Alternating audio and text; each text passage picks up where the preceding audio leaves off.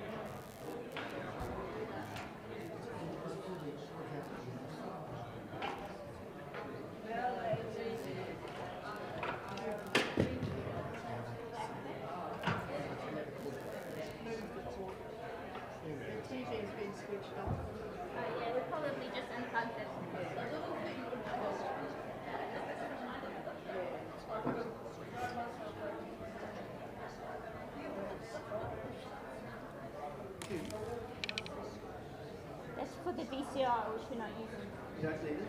For the VCR.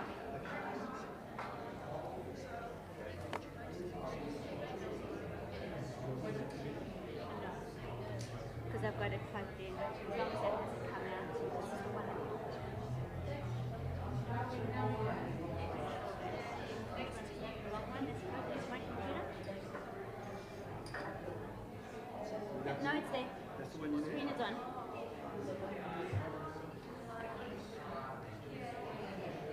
Can you see that a bit better? Yeah, that's better. Okay. Thank you for that. Is it spelled Sorry correctly? Interrupting your own Is it home. spelled correctly? Good.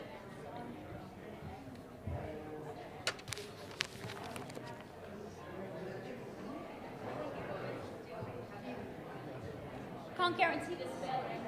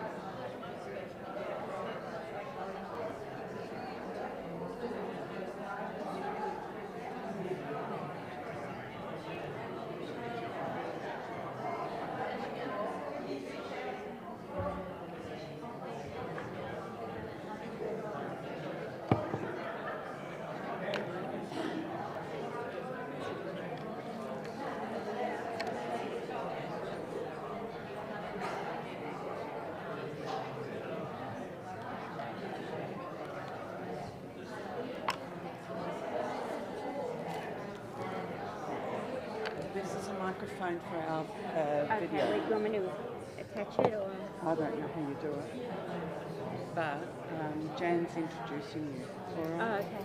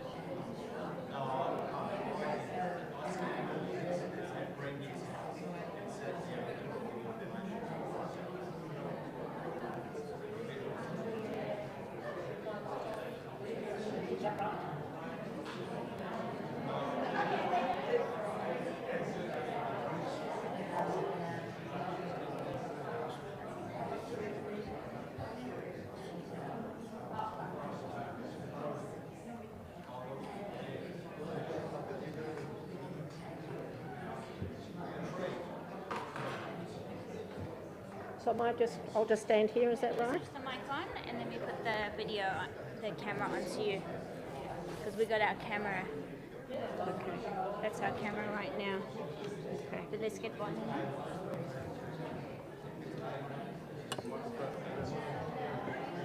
Oh yeah, you need this one. No, just a big one.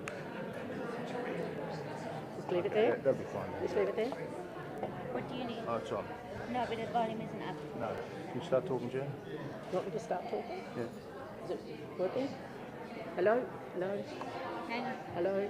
No, it's that one there. Waking up? It'll pick you up. Okay.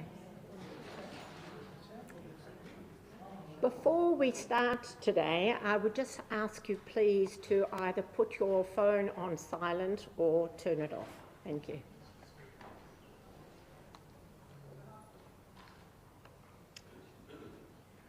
It's wonderful to see so many people here today.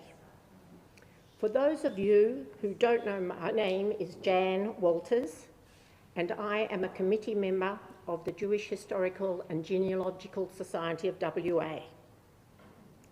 My special interest in Harold Boas began when I read a book that he compiled back in 1919.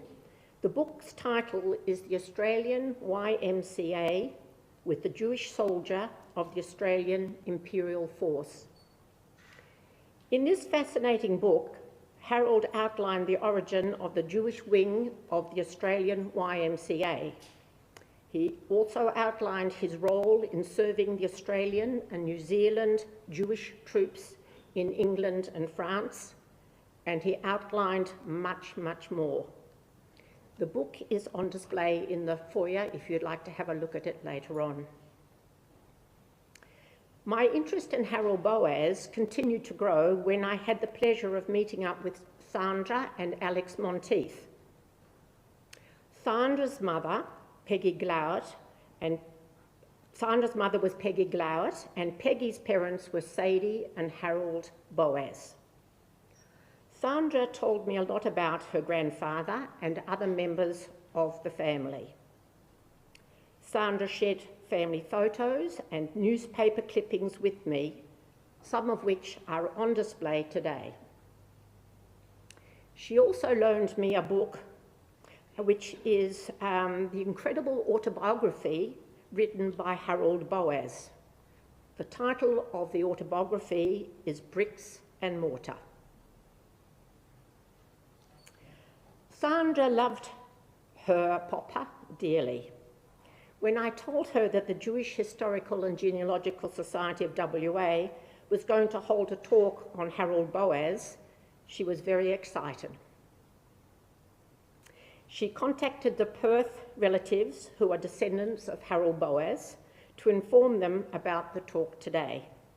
I believe there are more than 20 relatives of Harold Boas with us now at Temple David. Thank you all for coming along. I was unaware until fairly recently that Harold Boas was a tower of strength where the Australian Jewish Historical Society was concerned, providing support for the society.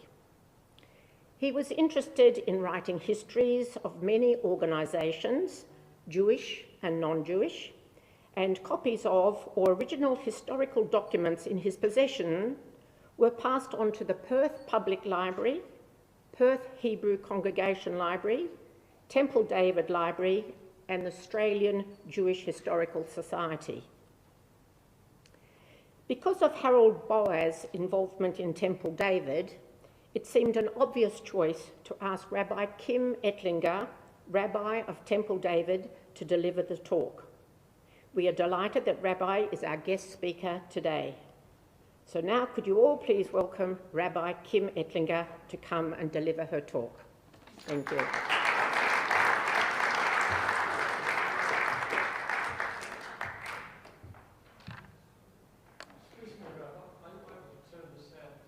I will do that, yes, sure. And I also want to make sure, since we are live streaming, that we get the video into the live stream as well. So, thank you. Can you hear me? Ray, can you hear me? You can. I haven't adjusted the sound.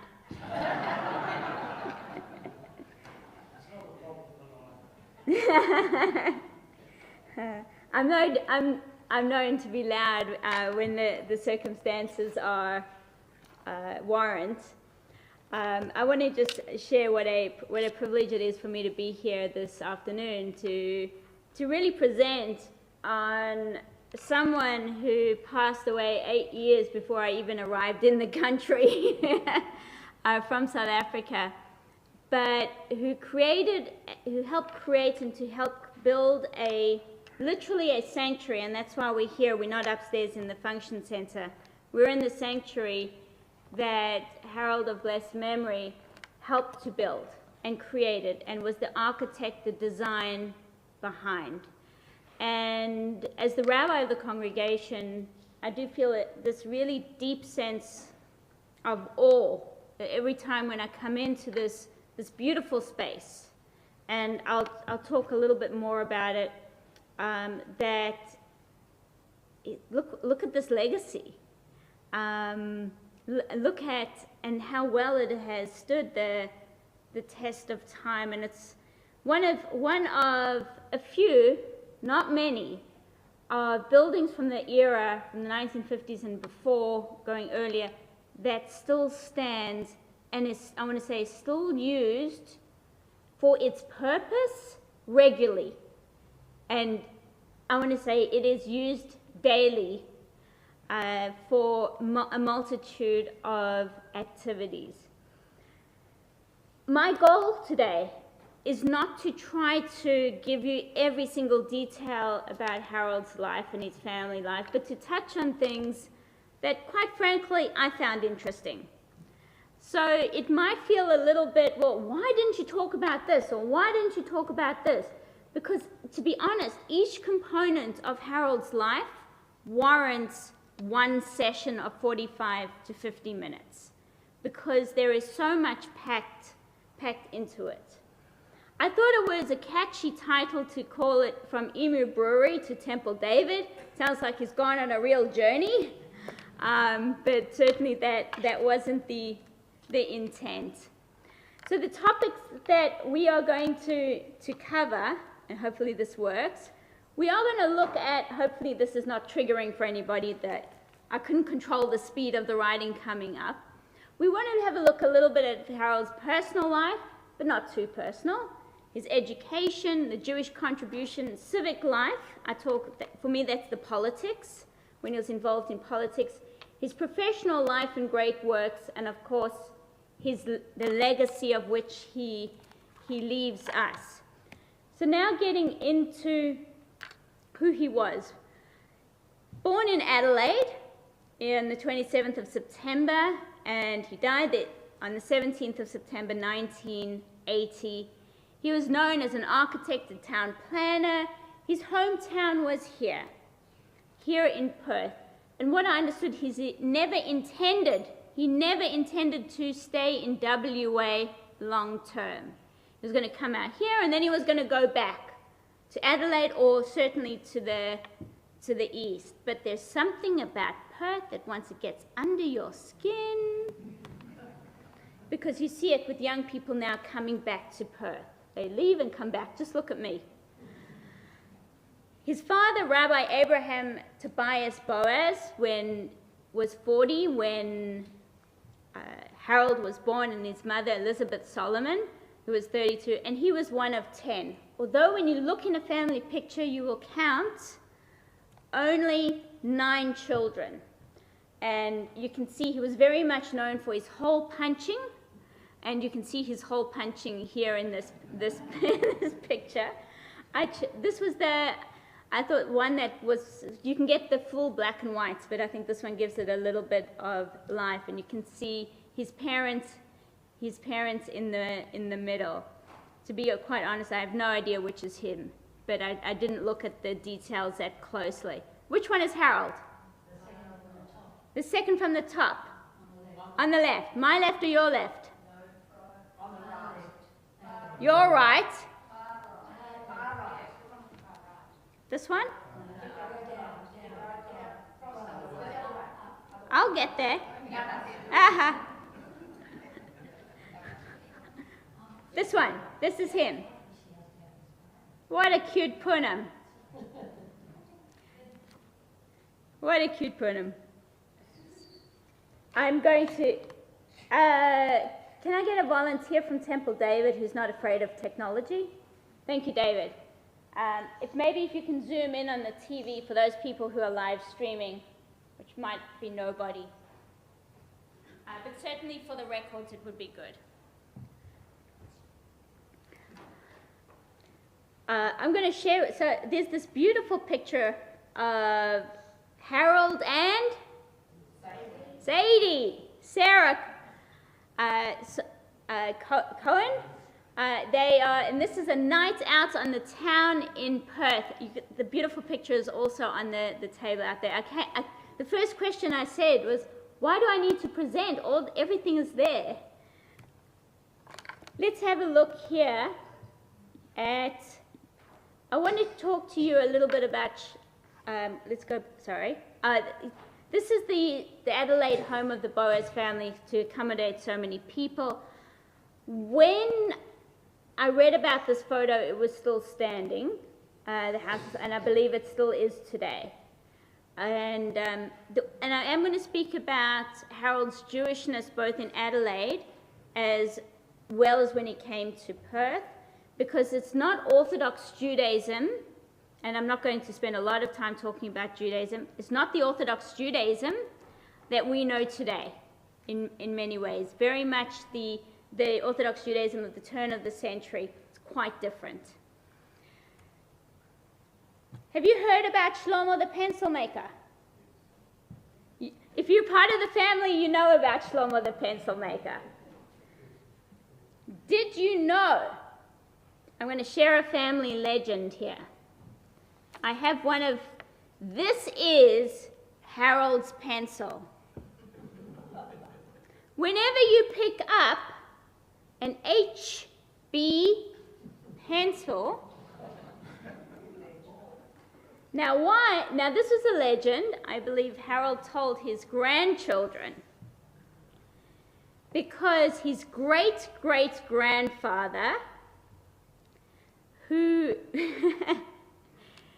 his great-great-grandfather was a pencil maker in London, in England, not in London, in England, and also was attributed he made pencils. Let me simplify the story. He made pencils. It was a lovely story that Harold told his grandchildren. Oh, you see the HB pencils? They were named after me.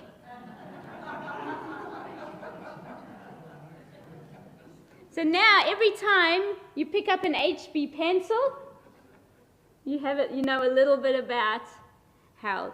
This is a snuff box that's in the Jewish Museum in Melbourne. and it was donated by John Solomon because it was part of the Solomon family, and it really is a beautiful piece of where the Solomons and the Boases, their families combined. When the Solomons had a reunion with all the descendants, which was a few years ago, over 200 people showed up. Now you know if 200 people showed up, how many people didn't show up as well. In Adelaide, Harold was educated at Wynnum and Prince Alfred colleges, and in 1899 he took an apprenticeship with Edward Davies, and he was with him for 5 years, and he studied at the time at the prestigious South Australian School of Mine and Industry. When he got married, does anybody recognize this picture? Sorry. No picture there. He married Sarah Zadie Cohen at the Brisbane Shul in 1911, and from what I read, it was quite, and please, this is what I've read. So if your family, if the Boas family that are here and the Krantz family here have different stories, feel free to correct me. They lived a relatively happy life together.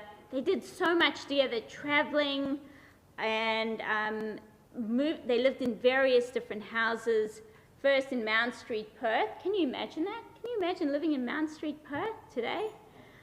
Peppermint Grove, always thinking and always doing renovations to the houses and building. They had 3 children, and the wording here on this is purposeful. I've chosen my wording very carefully. Their first child, Brenda, was born in February, and he doesn't give a date in his autobiography. It just says February 1912, and she died in July 1913. Now, if you do the maths, it's not quite 18 months, but they say 18 months. But then he says, my first child, Peggy, was born in 1914. And that was very much part of the times. And then goes on to say she was born in 1914, and then talking about she had 5 children. And then Marjorie, who was born after the war, no date given, just after the war, so I'm assuming it's after 1918. You probably have accurate dates, so you can update the autobiography. And said three children. Where is this? Brisbane Street Shul, and that was where Harold and Sadie married, which unfortunately is no longer there. It was demoed. Not that he had anything to do with that, let's be clear, but it was demoed. Just to talk a little bit about the Jewishness from what I understand and read about how Harold grew up. In an Orthodox family, son of a rabbi, an Adelaide Hebrew congregation, even back then and when cars started to be around, people would drive to shul. No, it's not a Maid choir, it's a mixed choir. I left out the X. They had a Christian choir master in this Orthodox shul. It's very common, very, very common for the time. St Kilda Shul in Melbourne also had a mixed choir. PHC had a mixed choir. Would that happen today?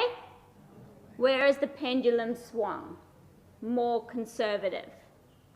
The family kept Shabbat, and he talked about walking to shul on Shabbat. And then his comment about when he moved to Perth. He said Perth was more Polish versus the European Jewish community and the German Jews of Adelaide. What is he saying? He's saying a statement of how I grew up. I grew up in South Africa, where there were more Lithuanian Jews than German Jews, but I grew up with the understanding that there were more German Jews than Lithuanian Jews. The Lithuanian Jews tear the challah, the German Jews cut the challah. Because clearly the German and the Austrian Jews have more culture. Right? I heard a resounding yes. Then the Polish Jews, or the Lithuanian Jews, or the Eastern country Jews. None of that is true. But that's how people related to the different aspects of the Jewish community. So he saw Perth as not as cultured as Jewishly, as Adelaide. Imagine that. Can't wait to rub that into my Adelaide rabbi friend. So I want to just talk about some of the things that he was involved in, and I may need to be corrected on this, because even this morning I was trying to get some information, and I was told, no, Rabbi, you're wrong. People love telling me I'm wrong. That he was involved just with Perth Jewish architecture across the board, some of which we're not 100% sure. Obviously, the honorary architect for the synagogue in Perth, which shul is that? Brisbane and PHC. For a while, I believe, until he founded Temple David. Now, I read that he was involved with the Karakata Ohel, only to be told this morning that the current building, language chosen purposefully, that the current building was architecturally designed by a relative of Jonathan Silbert, who 40 years later has designed the new one at Guildford Shul. So there's a little bit that I'm not sure of, and of course Temple David, where you are today. We'll come back to the actual design. Now, I want to share with you a little bit about some of the players of where he moved and how he ended up at Temple David. Because I think this is quite an interesting thing, because it speaks to perhaps what's going on in the world in the 21st century at the moment. One would say he moved away from Judaism, but I would say he moved towards Judaism, but he moved towards Judaism in a different way. He went and spent some time in London. This was before, I wanted to say before World War I, but it may have been after World War I, but I think before, because of the war. And while he was there, he met with some profound and important Jews at the turn of the century, at the beginning of the 21st century. And that was Louis Jacobs and Lily Montagu. Now, if anybody knows Lily Montagu, we can credit her with the founding of Reform Judaism in Australia and the founding of essentially Temple Beth Israel, what we call colloquially the mothership here in Australia of Reform Judaism, where I served for 11 years before coming here to Perth. She was a strong woman who, although grew up Orthodox and her family was part of a merchant bank, the Montagu Bank, she found her own way philanthropically and basically found liberal Judaism, progressive Judaism in the United Kingdom as well as we know it today. Louis Jacobs was on a different path.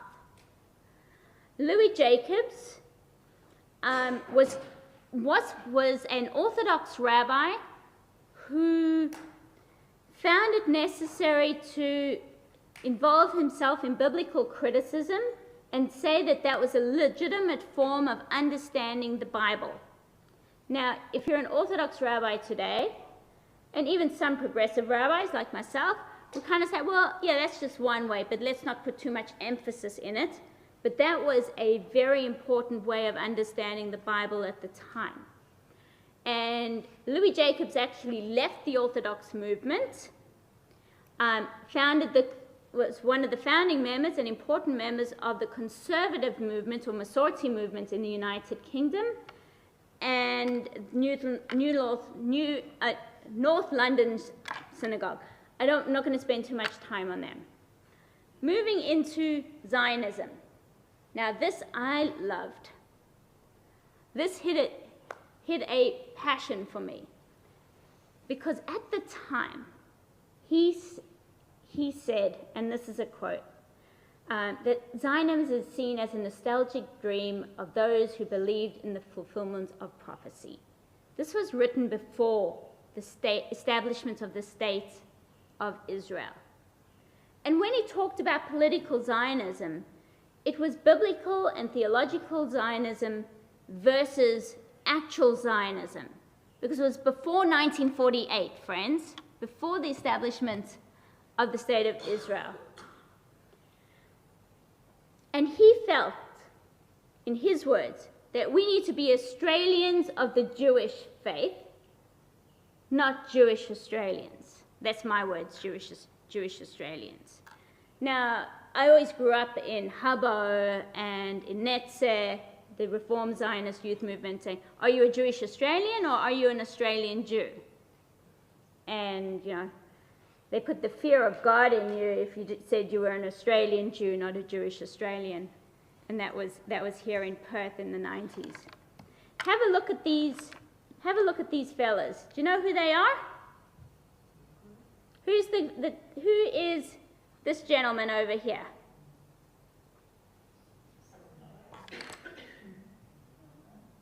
It's Harold Boas. No. You would think. It's not Harold. Let's try again. Who is this guy? That is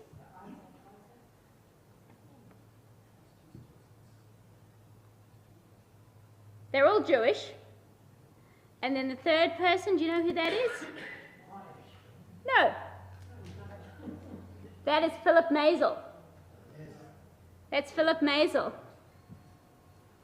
The person on the far left is Sir Archie Michaelis, a member of the St Kilda Shul.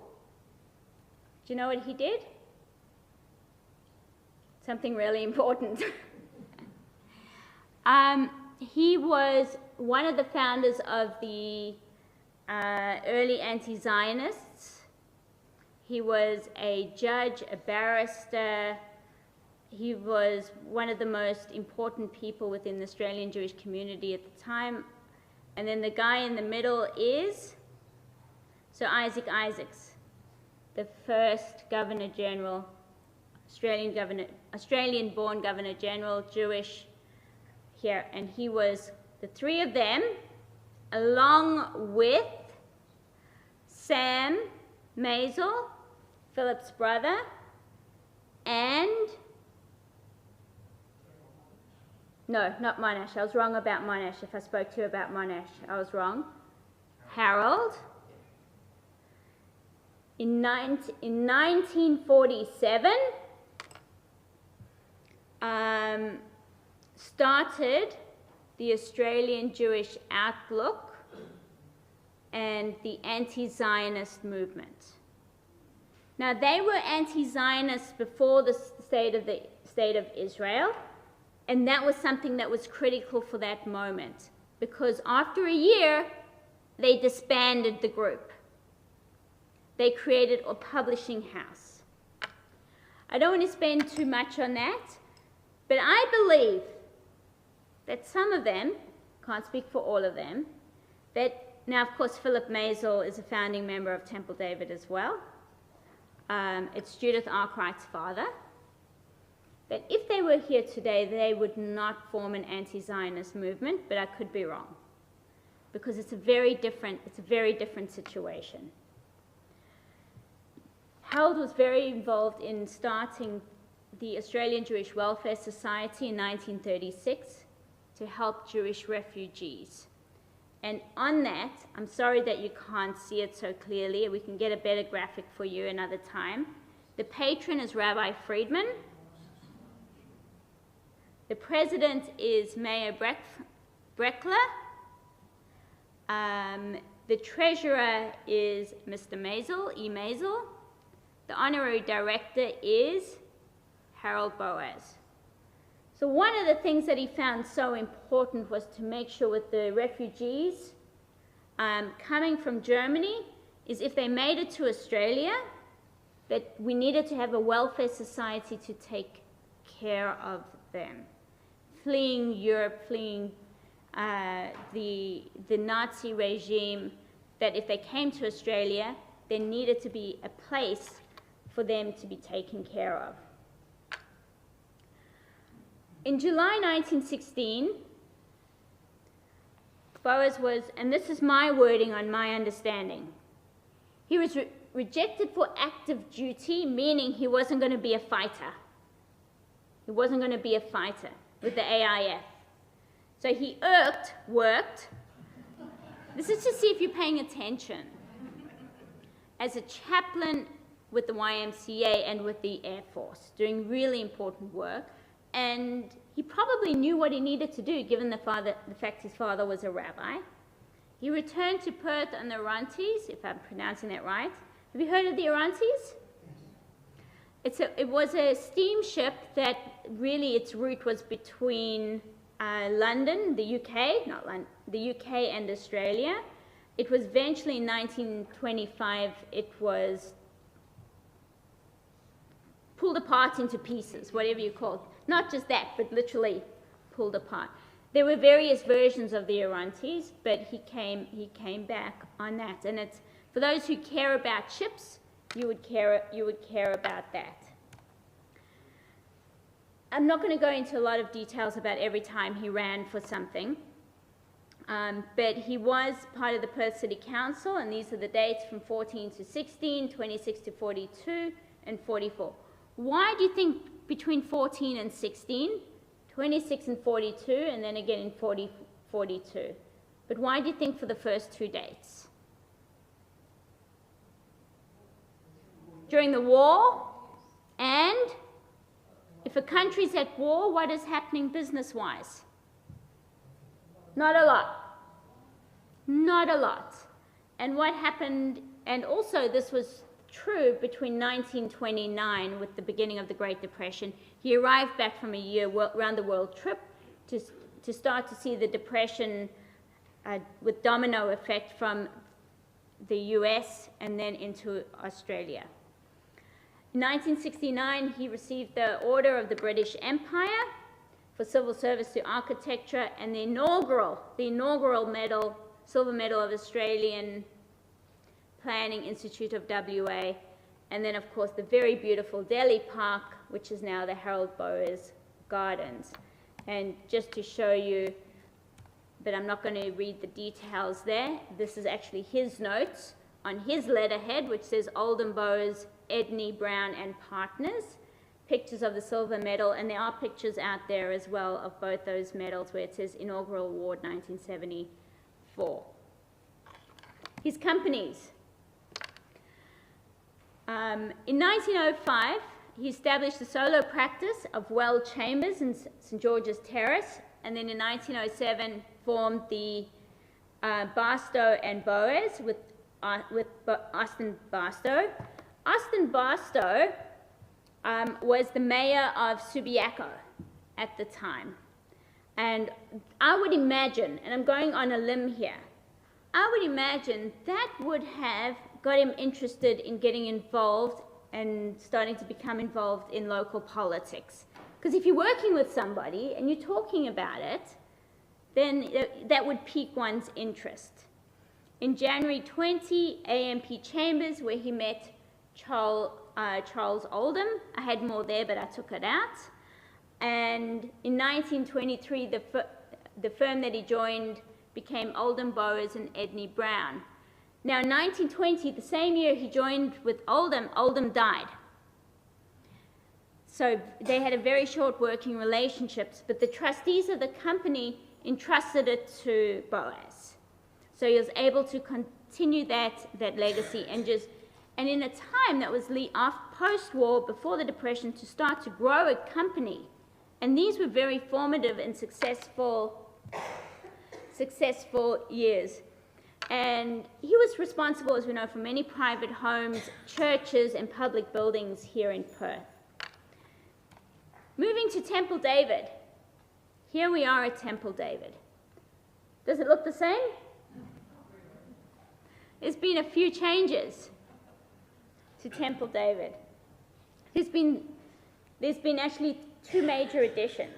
This is the part that he built, and then and the downstairs, the undercroft, and if afterwards, if anybody wants to take a walk through the undercroft, I'd be happy to take you. And then, of course, functions on our function center, which is above the car park over there. But this is the original house.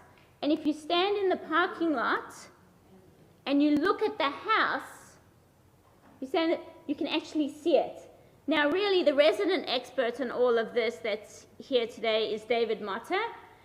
He knows more about this stuff than I care to, as well as Clive, because they're working on a new project where we're going to be doing a massive refurbishment on the offices and the kitchen downstairs.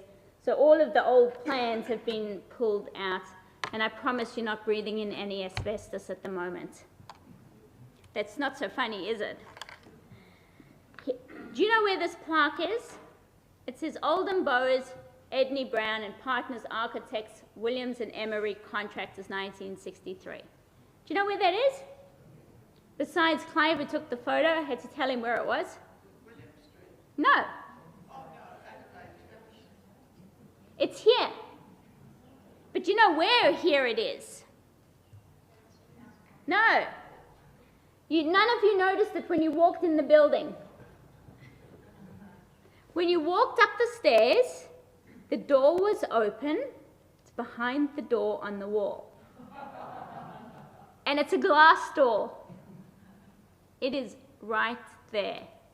And we didn't polish it for today. It's always polished. Let me tell you. This shul was officially opened in 1954, but dedicated in 1963. And I had the photo and I lost it of that dedication, which is pictured in the newspaper at the time, the Maccabean, I believe, or the variation of the Maccabean, where you've got Harold is actually standing behind that window. You've got Ken Arkwright, a very young Ken Arkwright of blessed memory. You've got Eric Silbert. You've got Alfred Gottschalk, Kurt Gottschalk, sorry, and you've got Harold Rubens, the rabbi. Rabbi George Rubens. And it's a very beautiful and iconic picture, and when we take photos, I love to do photos up there so you can see the developments and the history. It took 18 months to build this sanctuary. Would that happen today? It would take like 5 years. Never mind all the planning permits you got to get. And there's also a couple of extra plaques which you can see around. So it's, at the time, the completed cost was £28,000. Do you know what that's equivalent to today? $908,000. So David, take note. And as you know, he was, as I mentioned, he was a founding member of this congregation. I haven't mentioned much about Harold's nephew, so his brother's son, Lionel, I think is,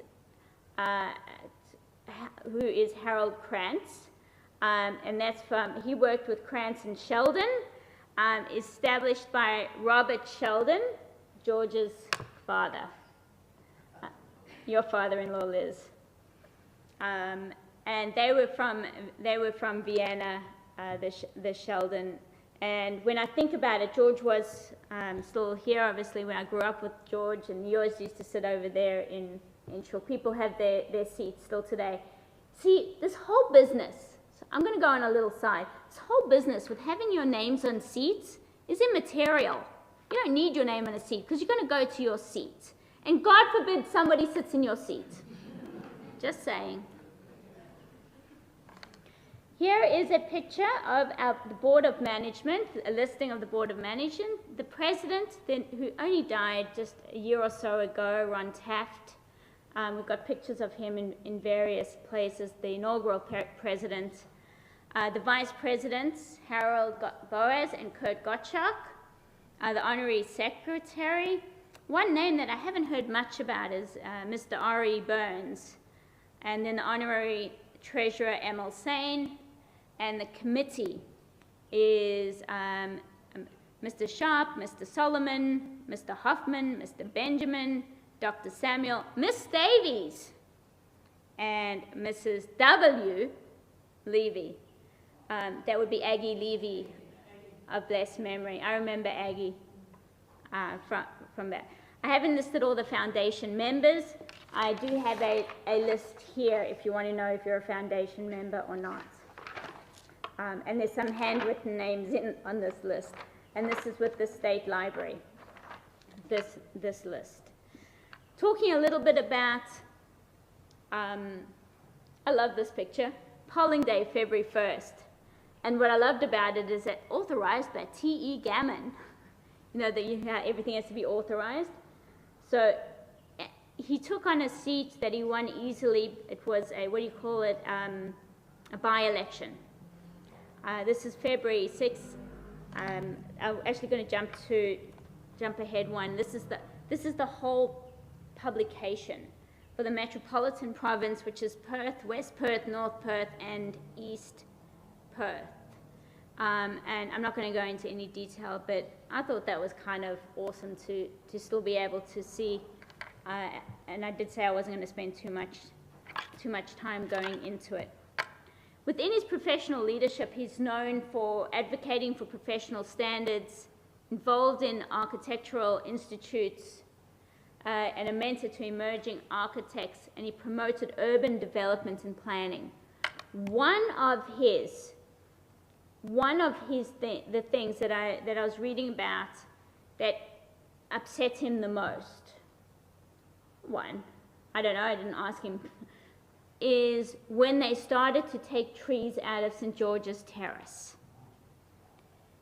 He found that and one tree he managed to save for about 20 years, and then an assurance company came in and demoed the tree, got rid of the tree.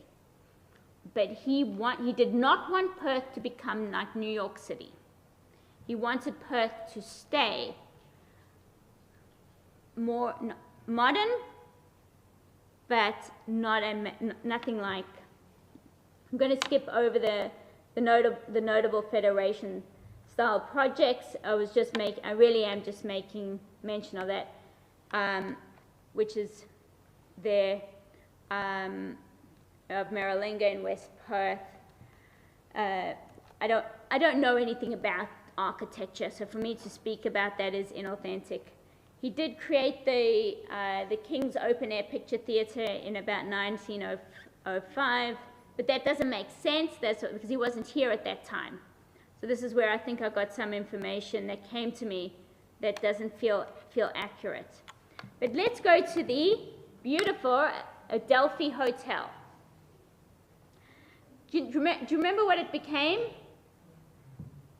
The Parmelia Hilton. The Adelphi Hotel. From 1935 to 1967, when it was demolished. And he was renowned for his Art Deco work, and this was one of his projects on the corner of St. George's Terrace and Mill Street. Apparently, if you go to the Adelphi Grill, if it still exists, you'll see a remnant of it. But I haven't been, so I can't vouch for that. Which building is this?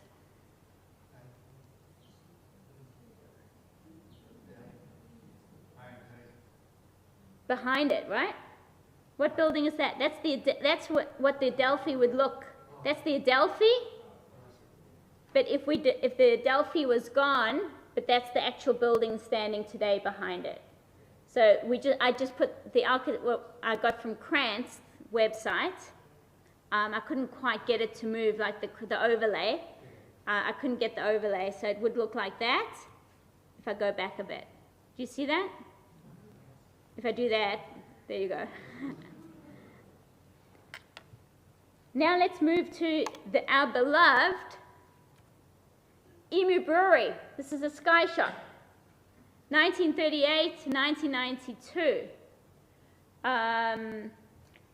James Stokes, when he arrived in Australia, he established the Albion Brewery.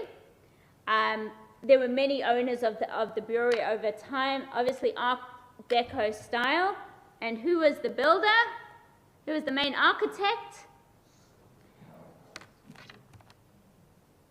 How amazing is that? How sad that it was demolished. How sad that it was demolished. But you know how important how iconic that was as a symbol? This is how iconic it was. Look at this. They even put it on the beer cans. Now you know that even for the brewery became a symbol, and I want to say what a legacy. The Edith Dirksey Cowan Memorial. Now I spoke to Hilary Silbert because she's really our in the temple in-house person. That anything Edith you go to, she's actually doing in Geraldton today, erecting. Not herself erecting, but at a dedication of a memorial for Edith Cowan, Dirksey Cowan. So anything that I'm saying about Edith Cowan, I've got her stamp of approval. Obviously, this is the memorial clock tower at the entrance to Kings Park, and it was built in 1934 as a memorial to Edith Cowan, the first female member of Australian Parliament, any Australian Parliament.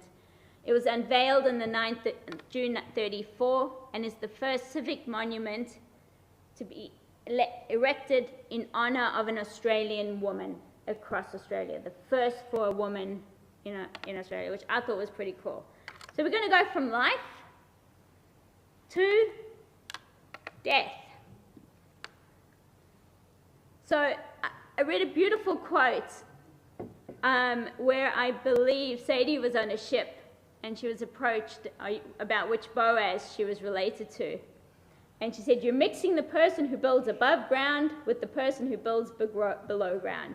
Now, I get my TEH because my left hand types at a different speed to my right hand. But I thought that was such a beautiful quote. Those gates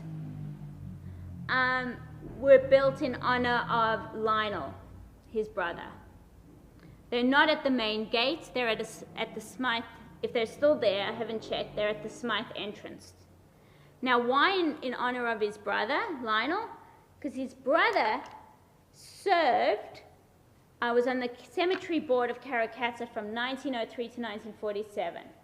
But I'm not quite sure about these dates because I'm getting them, they all seem to be a little bit different. It was erected for £465, installed in 1954. And that I think was a passion project, you could say, for Harold to make sure that his brother was honoured. If we did something on Lionel, then I'd go into how some members of the family viewed Lionel's work with the cemetery. In 1931, not Lionel, it wasn't Lionel who did it, but I understand but Harold helped establish the first crematorium at Karrakatta as well. And onto the gardens, you can kind of see where we're going. We're getting towards the end. We've got these beautiful gardens. There's a picture where it was with him in 1970. I don't have my notes on this one. I want to say it was like 1976. No, yes, it was 1976. You know how I remember? The association, it's the year I was born. And what a beautiful legacy. And there's just the picture. I'm just including like some of this is from the Beautiful Homes magazine. It's hard to see, this is the quality of the pictures that I was given. You got the before and after of some, and you can see this beautiful chandelier over here. It's a different style, so you can't compare it to what we have today, where everything is so, I want to say, many homes that are being built today, very clinical, very neutral in colors. Here are a couple more. And that now takes us to the end of this presentation. I hope you all have an HB pencil. Thank you so much.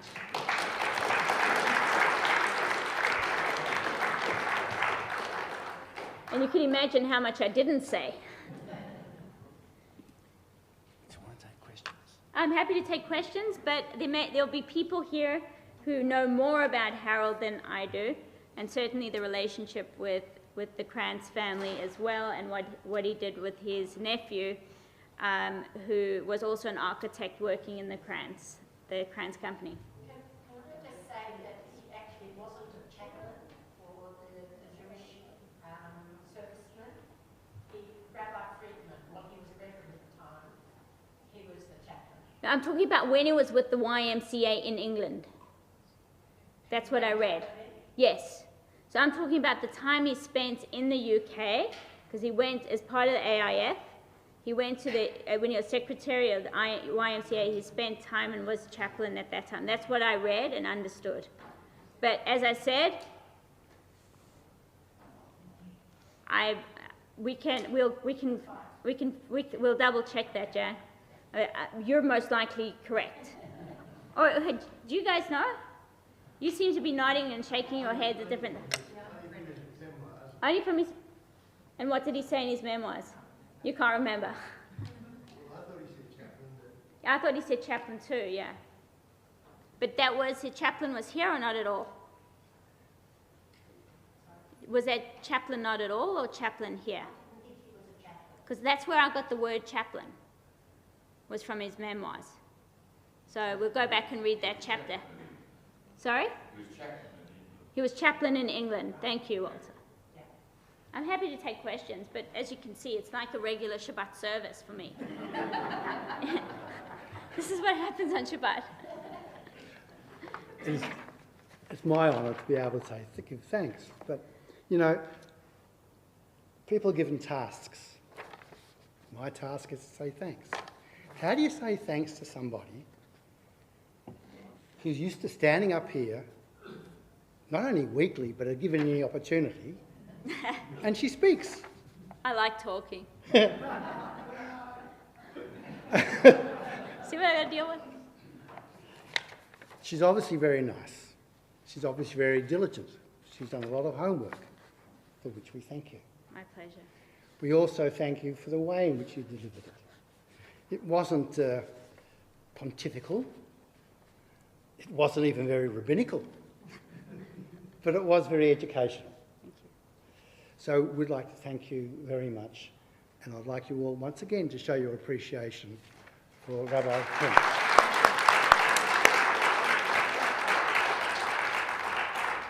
While I'm here, I would like to bring your attention to the fact that next Sunday on the 22nd of March, Ellis Treleaven, you may remember Ellis Treleaven from the television show Where We Come From or Where We've Been, or one of those shows, who was a woman who didn't know that she was conceived in a concentration camp when her mother was raped by a German guard.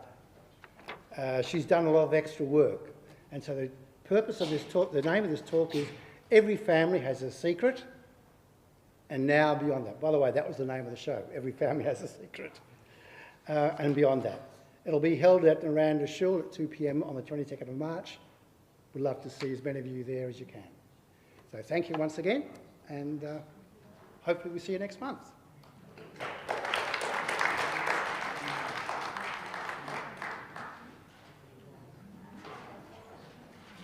What's next? Oh, does anybody want to make any comments or suggestions? This presentation has been live streamed and will be available, I guess, indefinitely on Temple David YouTube channel, Temple David Perth YouTube channel. You don't want to end up in Florida. You won't find it. So please feel free to share it with friends. This is done under the auspices of the West Australian Jewish Historical and Genealogical Society. So thank you all, and thank you all for the opportunity. Any questions? No, I think you can all eat now. Oh, I believe the roof and ceiling here yes. was to mimic the... I meant to say that, yes. There's a couple of things just about architecturally about this building, from what I learned.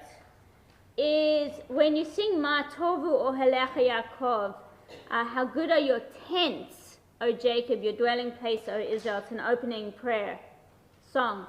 That this was designed to be a tent, to give you the feeling that when you come in and with the light, which is especially beautiful at the moment, you may not be able to see it on this side because of the TV, but behind it you can see the light streaming with the glass windows, but it gives this, supposed to give this very warm feeling that you're in a tent, and the roof is supposed to, the waviness of the roof is supposed to give you that impression.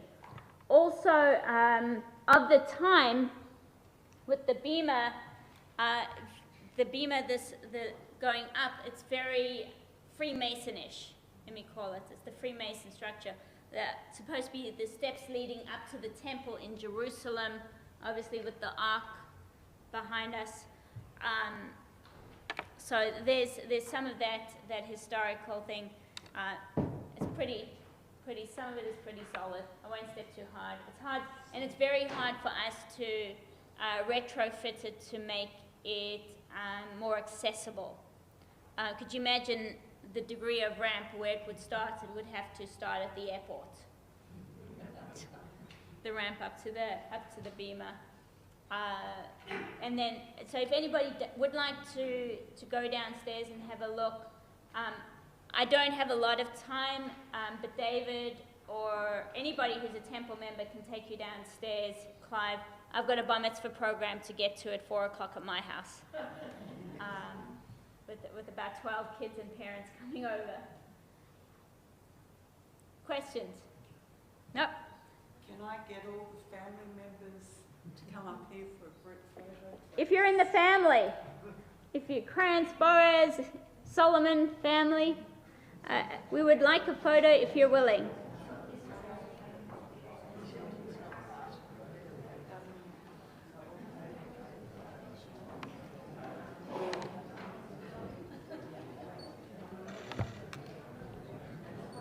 Thank you, Dave.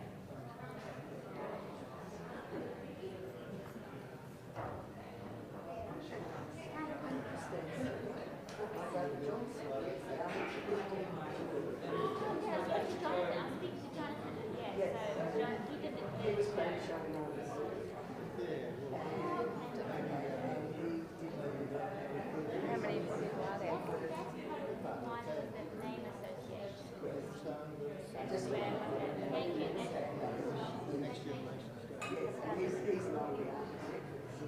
Should we just get everyone who can step up to step up?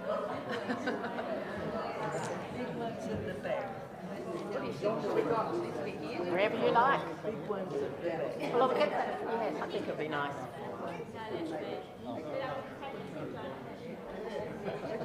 Trying to lead people that generation. No. Be careful.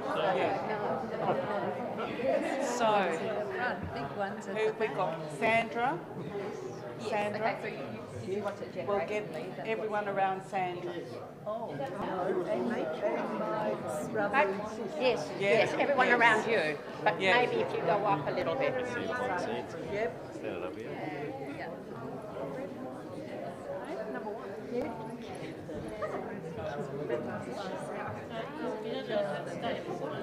You need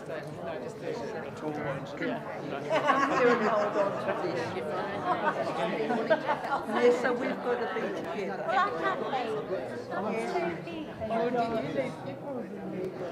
There's some hidden faces you'll have to come on down. They're hidden. The young man behind is hidden. Shorties have to go down the front. Joff, we've got to be together, the three of us. Terry's not coming. Who's the boss here? We're the director seat. Hang on a second, let me just close the thing there. Oh, we'll get it. Boys in the back. Go on. You go.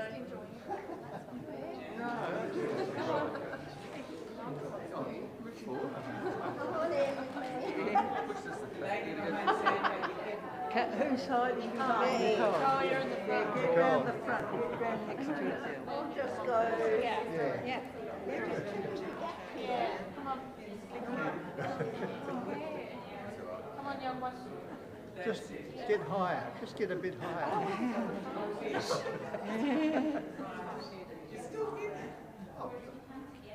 Get down.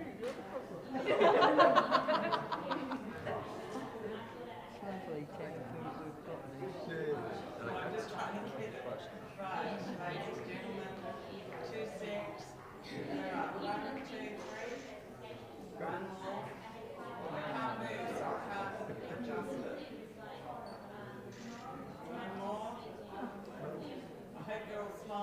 Definitely.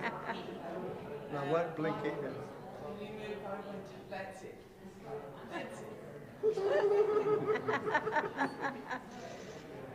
And one more.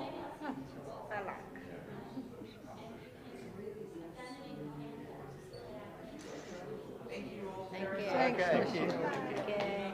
Lovely. You've learned something today. How are you, Joe? Oh, terrific. Ticketing booth. Still working.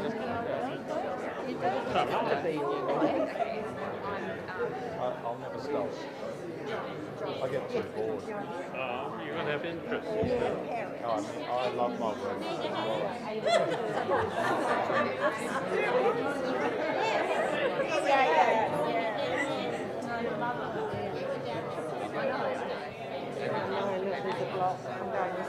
What are we doing now? Just chill. Oh, you feel like I'm yeah, you do. Big sermon. You could. Could we?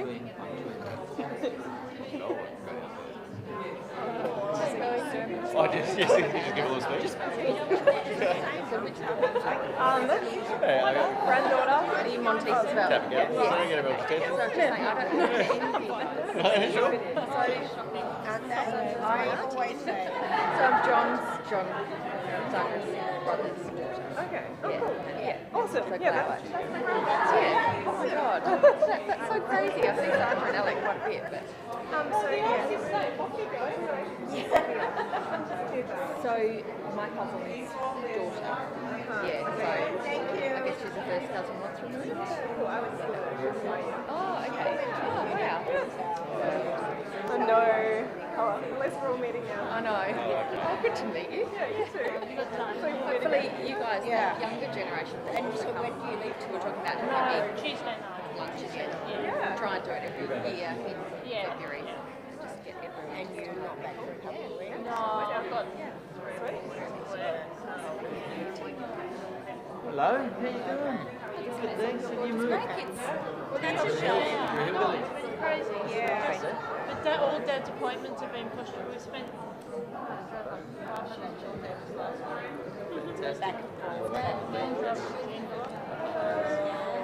back home again. Have you got many results yet? Some of them, it looks fairly positive. Fine, hope starting. Hopefully, yeah. And what does that mean?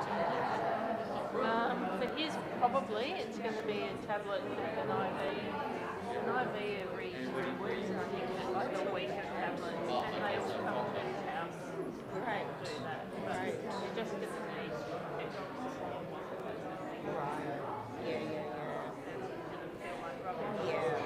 And it's after your mum. Yeah, that's right. So who's going to stay with them? Mandy would come up and down, and Becca had to be there on weekends. Yeah, it's going to be hard for you guys. Yeah. 100%. Aren't they stunning? Yeah. Same who made those, and I got some lives.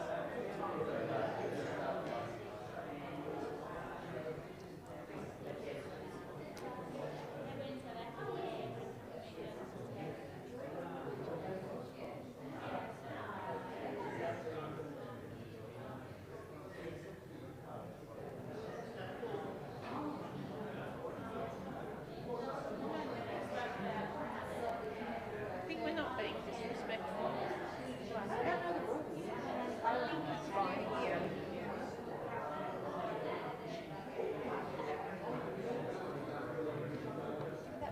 saying we don't know what the rules are and we're hoping we weren't being disrespectful. No, not at all.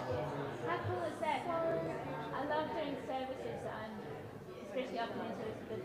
The best is on the Day of Atonement, Yom Kippur. Oh, yes. Because that's a whole day service, so you really get to see the sun coming in, and then coming in from it's the north. That's north. It's supposed to be north. Yeah. So when the sun comes over and it comes through the windows in different ways, we have had some leakage. Do you know who made these? No, the parks don't say that. No, but David will know. Remember I pointed David out? It might be there's a booklet on the table, The First Decade, that Harold wrote. So it might be in there. Thank you so much. Thanks. That's lovely. Yeah. We've got to end there.